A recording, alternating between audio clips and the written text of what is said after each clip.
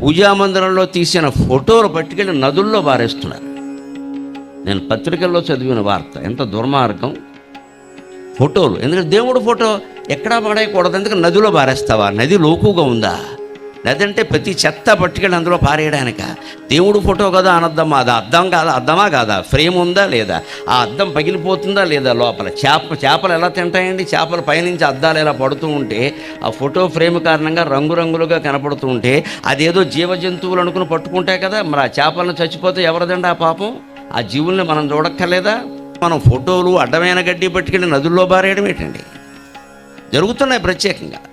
మమ్మల్ని అడిగే సందేహాలు ఇవే. ఫోటో నదిలో బారేయచ్చు, అసలు పారేయమని వాడు చెప్పండి. కన్నా పూజామందిరంలో ఫోటోలు అధికమైనాయండి. ఒక ఫోటో వచ్చింది, ఇంకో ఫోటో తీశారు, తిడుచు ఓ మూల పెట్టండి, ఎవరికైనా ఇవ్వండి. దానమే అది కూడా లేని వాళ్ళు ఉన్నారు కదా, ఇవ్వండి హాయిగా.